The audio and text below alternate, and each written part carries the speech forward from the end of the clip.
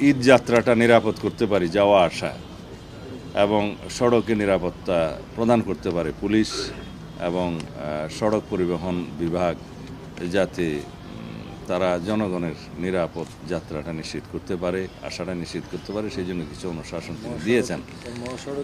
সেরকম সিদ্ধান্তগুলোর মধ্যে একটা হচ্ছে সড়ক মহাসড়কের উপরে কোনো রকমের পশুর হাট অনুমতি দেওয়া হবে না। রেল লাইনের অতি সন্নিকটে কোনো পশুর হাট অনুমতি দেওয়া হবে না। আর যে সমস্ত হাটবাজারে, বড় বড় হাটবাজারে অনেক সময় দেখা যায় যে বিভিন্ন জালিয়াতি হচ্ছে, সেগুলো বডি ক্যামেরা নিয়ে পুলিশ পাহারা দিবে এবং অনেক জায়গায় জাল নোটের কিছু কারবার দেখা গেছে অতীতের অভিজ্ঞতায়। সেখানে জাল নোট ভেরিফিকেশনের জন্য পুলিশের পক্ষ থেকে কিছু মেশিন সরবরাহ করা হবে। ব্যাংকগুলো সেই ব্যাপারে কাছাকাছি যেগুলো আছে তৎপর থাকবে এবং যাতে ডিসিপ্লিন রক্ষা করা যায় সেই জন্য আরও কিছু আমরা ব্যবস্থা নিয়েছি।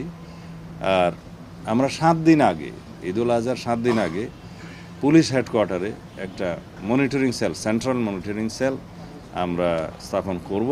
সারা দেশের সাথে যোগাযোগ থাকবে, মহাসড়কগুলোকে যেখানে যেখানে ক্যামেরা আছে ক্যামেরা দিয়ে মনিটর করা হবে, আর যেখানে যেখানে নাই সেখানে আমরা যথোপযুক্ত ব্যবস্থা করব, যাতে অতীতের অভিজ্ঞতা থেকে আমরা যা শিক্ষা নিয়েছি সেগুলো অ্যাপ্লাই করে যাতে আমরা একটা নজির স্থাপন করতে পারি যে নিরাপদে আমাদের এই ঈদ যাত্রাটা এবং আশাটা নিশ্চিত করতে পারি। সেই জন্য হ্যাঁ একটা শেষ করি।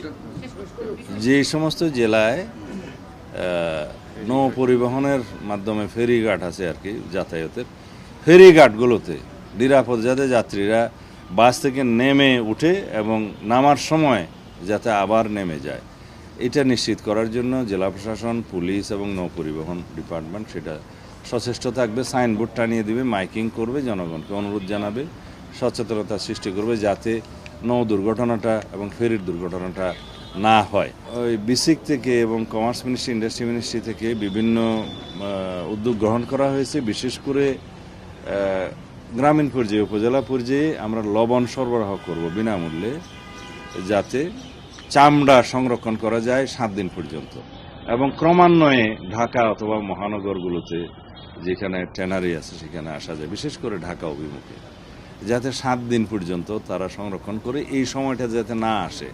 কারণ আমাদের যে সেন্ট্রাল ইটিপি সিস্টেম, তার যে ধারণ ক্ষমতা বা তার যে ক্যাপাসিটি, সেই অনুপাতে অনেক বেশি চামড়া আগমন হলে অ্যাট এ টাইম চামড়াগুলো নষ্ট হয়ে যায়, খরিদ্দার থাকে না। যাতে এই ক্ষতিটা না হয় সেই জন্য আমরা 7 দিন পর্যন্ত সংরক্ষণ করে তারপরে ঢাকা অভিমুখে আসুক, যেখানে আসুক সেই ব্যবস্থাটা করার জন্য আমরা অনুরোধ করেছি এবং সেটা জেলা প্রশাসন, উপজেলা প্রশাসন মধ্য দিয়ে সংশ্লিষ্ট সকল জায়গায় এটা অবহিত করা হবে।